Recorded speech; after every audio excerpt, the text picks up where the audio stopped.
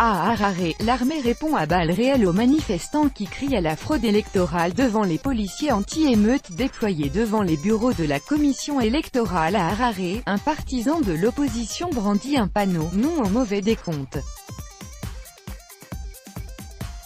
Des manifestants, qui crient à la fraude lors des élections générales de lundi, allument un petit feu sur le bitume, et rapidement la situation dégénère. La police fait usage de canons à eau, puis de gaz lacrymogène. Les manifestants ripostent à coups de pierre. Très vite, des camions militaires sillonnent la ville et déversent des dizaines d'hommes en treillis qui tirent à balles réelles. Un militant est touché à l'estomac et meurt dans la rue. Un autre, à terre, est sévèrement battu à coups de fouet. Un partisan de l'opposition au Zimbabwe pousse un bidon devant une barricade enflammée, le 1er août 2018 à Harare. Copyright AFP, Louis Tato. Vous dites que vous êtes meilleur que Mugabe, mais vous êtes à l'image de Mugabe, lance un jeune homme, à l'adresse du régime d'Emerson Mnangagwa, qui a succédé en novembre, avec l'aide de l'armée, à Robert Mugabe, contraint de démissionner après 37 ans au pouvoir. Emerson Mnangagwa, ancien bras droit de Robert Mugabe, avait promis cette année des élections libres, pacifiques et justes, alors que les scrutins sous l'ancien régime avaient été entachés de fraude et de violence. Mercredi, avec l'intervention de l'armée pour mater les manifestations post-électorales, son engagement a tourné court. État militaire, tout a commencé mercredi matin avec l'annonce officielle de la victoire, haut la main aux législatives, de la ZANU-PF, le parti au pouvoir depuis l'indépendance du Zimbabwe en 1980. Les manifestants entourent l'un des leurs, victimes de tirs à balles réelles de soldats zimbabwéens, le 1er août 2018 à Harare.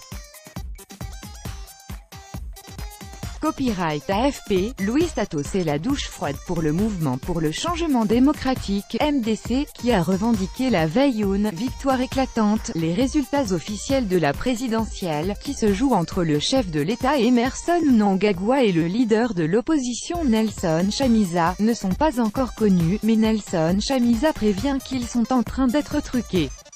Il accuse la commission électorale de préparer de faux résultats pour la présidentielle. Nous avons remporté le vote populaire et nous le défendrons, assure-t-il sur son compte Twitter. Devant le siège du MDC, des centaines d'hommes et femmes viennent lui apporter son soutien.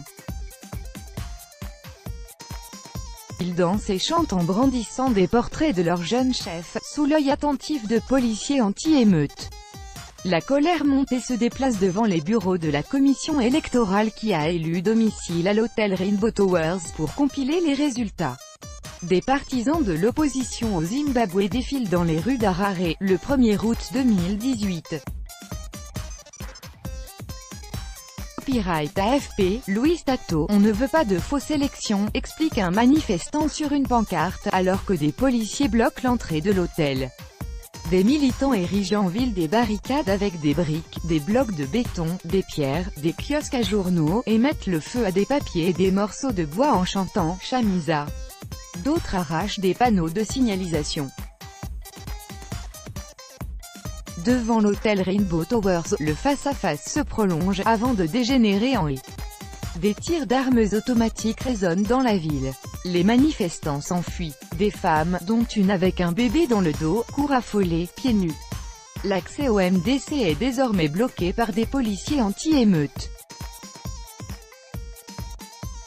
Un hélicoptère militaire survole la ville qui se vide. Déployer l'armée signifie qu'il dirige d'une main de fer, estime un vendeur de légumes, Masvinet Samuratsikwa, âgé de 24 ans.